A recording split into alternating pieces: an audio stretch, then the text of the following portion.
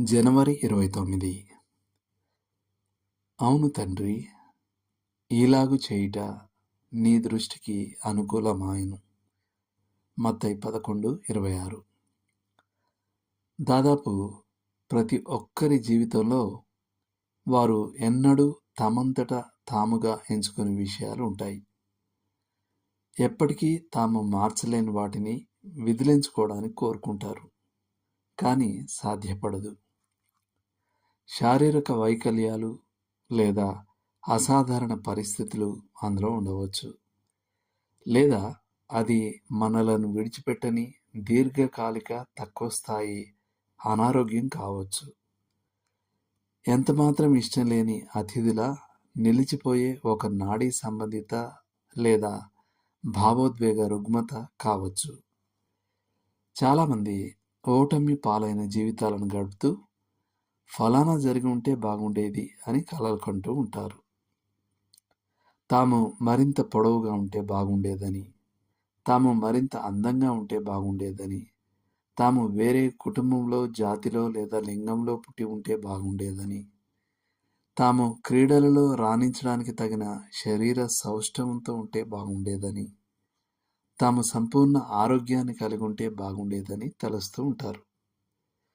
ఈ ప్రజలు నేర్చుకోవాల్సిన పాఠం ఏమిటంటే, మనం మార్చలేని దానిని అంగీకరించడంలోనే శాంతి ఉంది. మనం ఏమై ఉన్నామో అది దేవుని కృప వలనే.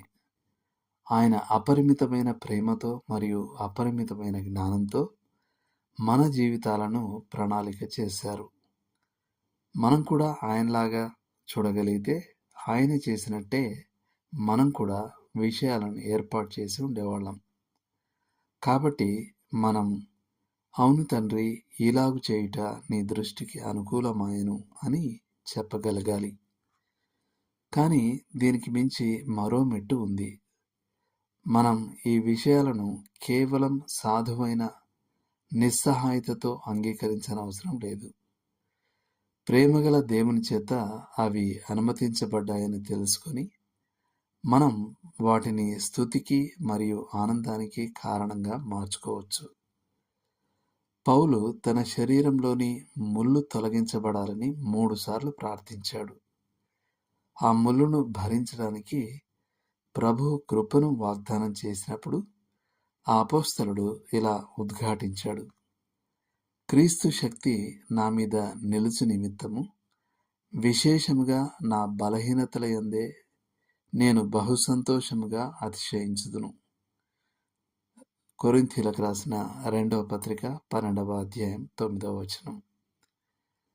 నా జీవితంలో ప్రతికూలంగా కనబడే పరిస్థితులలో మనం ఆనందించగలిగి మరియు వాటిని దేవుని మహిమపరిచే సాధనాలుగా ఉపయోగించుకోగలిగినప్పుడు అది ఆత్మీయ పరిపక్వతకు గల సూచనలలో ఒకటవుతుంది.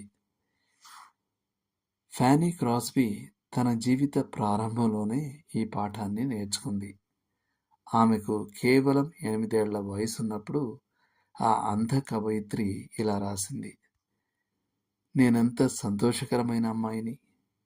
నేను చూడలేకపోయినప్పటికీ ఈ ప్రపంచంలో నేను తృప్తితో ఉంటానని నిశ్చయించుకున్నాను. ఇతరులకు లేని ఎన్నో ఆశీర్వాదాలను నేను అనుభవిస్తున్నాను. కాబట్టి నేను గుడ్డిదాన్నని ఏడవడం లేదా నిట్టూర్చడం నేను చేయను కూడా.